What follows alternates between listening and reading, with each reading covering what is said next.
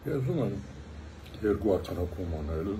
մեկը, որ Հայաստանը ավտորիտար պետություն է, եկեք սա իսկապես բոլորս գիտակցենք, արձանագրենք, որտեղ եթե սա մենք չենք անում, մեզ սխալ ճանապարհով է տանել։ Հայաստանի իշխանությունների համար գոյություն չունի Հայաստանի սահմանություն, գոյություն չունի Հայաստանի օրենքներ։ Նրանք անում են ինչ ուզում են։ Եվ այս վերջի շրջանի դերի ունեցած դրան նախորդող շրջանի բոլորը գալիս են գոչելու, որ իսկապես Հայաստանը այսօր ավտորիտար պետություն է։ Եկեք սա արձանագրենք։ Մեր ժողովուրդը սա լավ պետք է գիտակցի, որովհետեւ հետագային ինչ-որ արվելու է, լսելու ենք, տեսնելու ենք, ոչ զարմանանք, ոչ ապշենք, ասենք ոնց եղավ, այդպես է լինելու, որովհետեւ մենք ապրում ենք ավտորիտար իշխանության ներքո։ Այս իրավիճակին իհարկե դարձել մեկնաբաններ, քաղաքագետներ, դարձել անվանումներ են տալիս օկուպացիոն ռեժիմը, եւ այդ բոլորը ընդունելի է, այսինքն տեղավորվում է, էլի, այս դրամապանության մեջ։ Այնպես որ այնտեղ տեղակերպումներից ուղղակի եկենք արձանագրենք օկուպացիոն ռեժիմի ժամանակ էլ սահմանություն չի հարկվում, օրենքներ չեն հարկվում, հիմա ուզում եք օկուպացիոն գոչեք, ուզում եք ավտորիտար գոչեք, Աքիևսի համացումը, փաստ է, որ այսօր մենք սահմանություն օրենքներ իշխանությունների կողմից չի հարկվում, մենք իսկապես ավտորիտար փուլում ենք։ Սա պետք է մեր հիմնական direct ուղենիշը լինի, որովհետեւ ժողովուրդը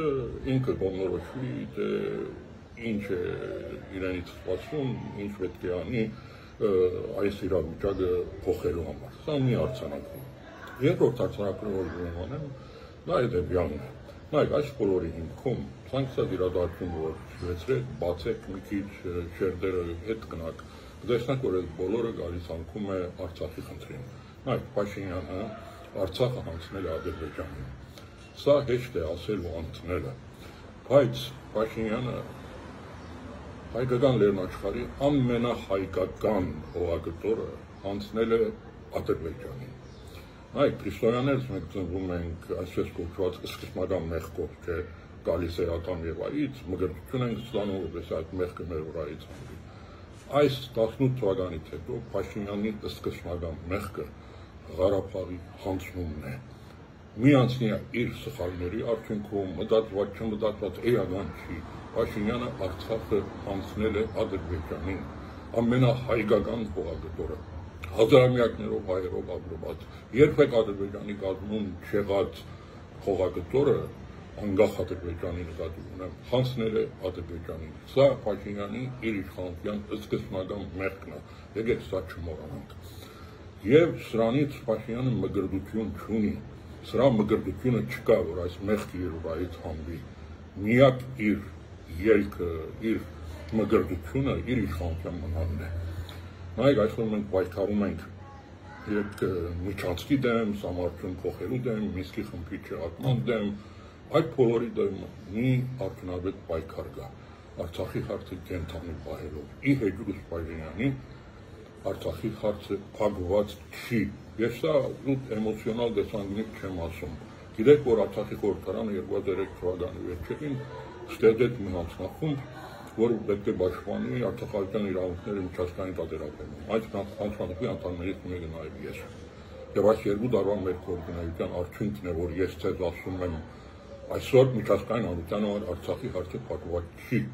Այնքան ժամանակ, որ Լեռնային Ղարաբաղի ժողովուրդը միջազգային երաշխիքներով իրենց դները վերադառնալու հարցը օրագարկային խնդիր չի քննարկվում, Լեռնային Ղարաբաղի հարցը փակված չի։ Սա պետք է լինի մեր պայքարի հիմնական ուղենիշը։ Հավատացեք, այս հարցի մասին խոսելով, բարձրացնելով,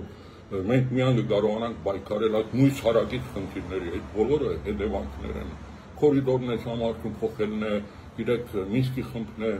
միջազգային իրավաբանի դատարաններից ուրեմն ընդունված օրենքների չեղարկումը, այդ բոլորը հետևանքներ են։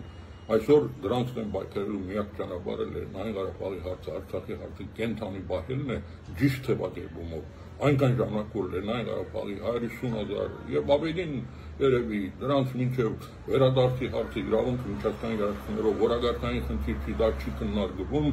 Արցախի հարցը փակված համարելը դա միայն Փաշինյանի ուղեղում է։ Ես կարծում եմ Ադրբեջանին էլ դա լավ գիտի։ Միջազգային հանրությունը միանշանակ այս հարցում աջակցում է։ Ես նորից մեր հանցանքի արդյունքներից եմ ասում, կա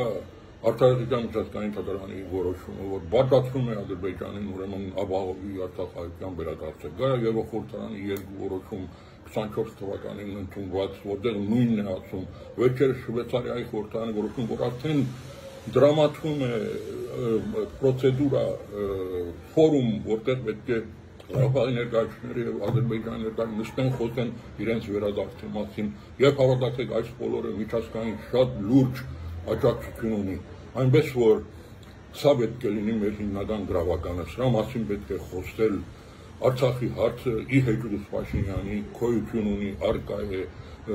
կենթանի է եւ դա մեր կողմից պետք է հետապնդվի, նայեք հետ Փաշինյանական շրջանում, ես ձեզ ամենապատասխանատվորեն եմ ասում, հարցը պատրաստ է, ցանկացած ազգային իշխանություն դա կարող է վերցնել եւ բերել բանակցային օրագար, կա դրա իրավական հիմքը, կա դրա ուրեմն քաղաքական հիմքը Եվրոխորհրդարանի որոշումով կա նրա պրոցեդուրային հիմքերը եւ սա ունի շատ լայն միջազգային աջակցություն, այնպես որ Լեռնային Ղարաբաղի հարցը իր ժողովրդի վերադարձի խնդիրը այսօր ակտուալ խնդիր է, օրագարկային խնդիր է եւ հետ Փաշինյանական իշխանության համար սա այն հարցն է, որ մի անգամից պատրաստ կարող է վերցնի եւ բերի բանակցային օրագարկ։